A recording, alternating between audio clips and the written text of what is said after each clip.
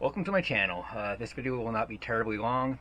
I started doing fishing videos about 3 years ago after my nephew suggested that I do such.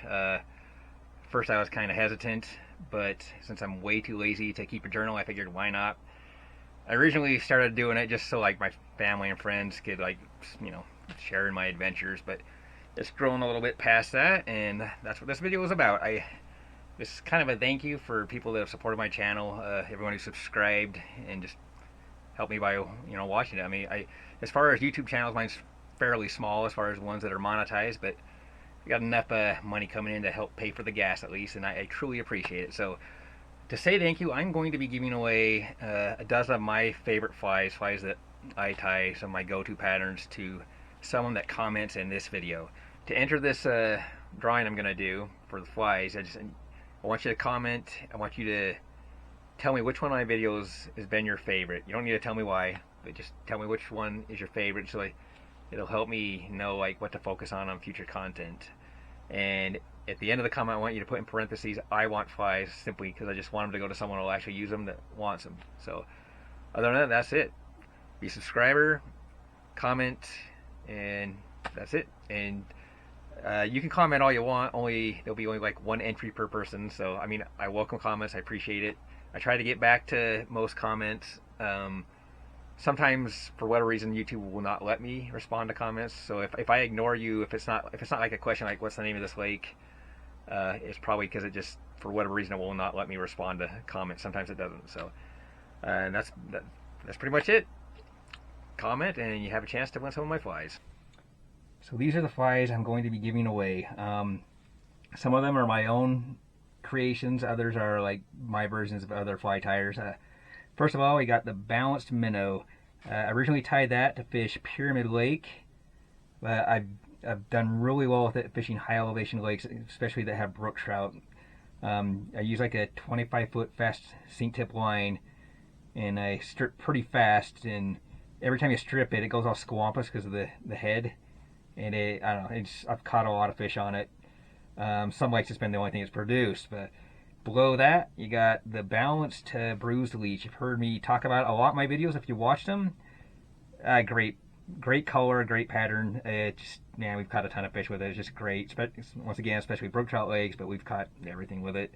I tie them with a lead bullet weight head and just use fingernail polish to match the color that I'm tying. Next we got the balanced damsel. That is my take on a fly fish food pattern. I believe it's a Curtis pattern, so kudos to Curtis. I tie it a little bit differently. I use a couple different colors, and I use a lead bullet weight that I flatten out to give it like a damsel shaped head. Probably doesn't fish any better, but that's how I tie it, and it works. It's a money pattern. Below that you got a size 16 balanced leech tied with Canadian black, or I forget, the Arizona semi-seal Canadian black, and it is money. In fact, if you've seen any of my recent videos that have had some big tiger trout, a lot of them were caught on that pattern. But as far as my own creations, my best pattern, one of my best patterns of all time, is this guy right here, the balanced scud. I've never seen anyone else tie them, but I'm sure people have. But it is money. It gets takes like mad, especially under an indicator.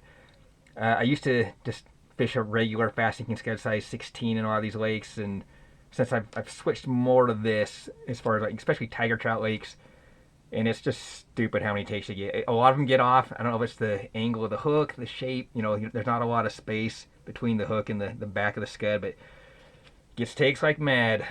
Below that, I got what I call a purple holographic chironomid. I mean, everybody ties chironomids. This one I tie with a purple holographic tinsel with an olive wire, and then I coat it with bone dry UV coating to make it more durable. And it has a little ISWB pink shrimp hot spot. And you can tie it with either a brass bead or tungsten. That one happens to be tungsten. And over here we got the scuds. This guy right here, I've caught more fish on that pattern than any other pattern by far, just because I fish it a ton. It's a rich Ossoff pattern, the fast sinking scud, size 12. It's just a producer. It's probably the best producing backcountry pattern that I know of. It just works. Even lakes that don't have scuds or fairy shrimp, you're gonna catch fish with that pattern. It's money. Yeah. You'll want to have some of those in your box. Well, that's just the pink version of that. If you saw my video where I caught that enormously fat grayling, that's what I caught that fish on, was that pink version. Below that's just a smaller version of the fast sinking scud. I think it's a size 16. You can do it size 16 or 14 depending on the hook. For a lot of years, that was my go-to pattern for any tiger trout lake, just especially lower elevation lakes or just lakes that have bigger tigers. For some reason, the bigger the tiger, usually the smaller the scud. Not always. My biggest tiger of all time was caught on a size 12. It was a 10.5-pound tiger years ago. But overall, that size 16 or 14 has been my go-to for tigers. Below that, you got the Mega Orange Scud, another Red Saw Soft masterpiece. The thumbnail for my last video on how to target or how to find trophy lakes, that massive brook trout was caught on that guy right there. I fish it deep with a 25-foot fast sink tip line. It's a Scientific Angler Sonar 25 Coal or something like that. You fish deep and strip fast, and it's, I mean, 80% of all my biggest brook trout have been caught on that pattern over the last decade and a half or so. It's just money fish deep. And then below that, you got just standard Sandalwood Worm. I tie them a little differently than a lot of people. I use just a wide gap curved hook.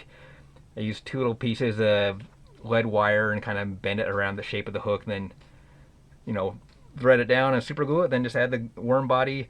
Next to the fast sinking scud, I've caught more fish on that pattern than any other, just because in streams, it's just a go-to. Worms are going to catch fish. Even the time of year when there's no worms, you're still going to catch fish on a Sandalwood Worm. I usually use that, it's like a fly, and I have a dropper off of that, and often that guy right there below it is one I use as a dropper with the worm. This is one of my other creations. It's just been money over the years. I just call it a rainbow chamois. It's just kind of a chamois cat style fly, except I use a Wapsi rainbow scud dubbing for the body, and then I use sparkle braid, cream colored, that I kind of wrap around the dubbing, and I space it a little bit so I can pick out the fibers. Kind of gives it a leggy look. And then in the past, I would use peacock herl for the head below the bead, but I've switched to Spectra 420 dubbing because it's just more durable and lasts longer. So anyways, these are the flies I'm giving away. They've been some of my very top producing flies, and that's what I'm giving away. So anyway, those are some of my poorly tied flies that some poor soul is going to end up with.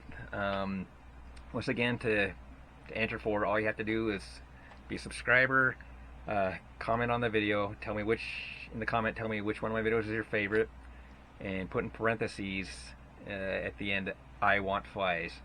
Today is April 5th. I'm going to post this tomorrow, April 6th, so I'm going to leave it up for 1 month. So right around May 6th, I will randomly pick someone who commented on this particular video.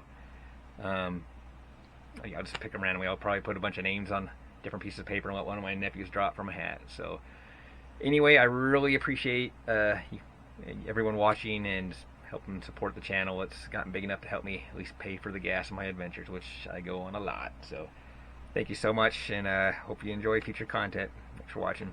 One more thing, I will contact whoever wins through their comment on my channel. I'll also put it in the community page on my channel. So right around May 6th. So anyways, thanks.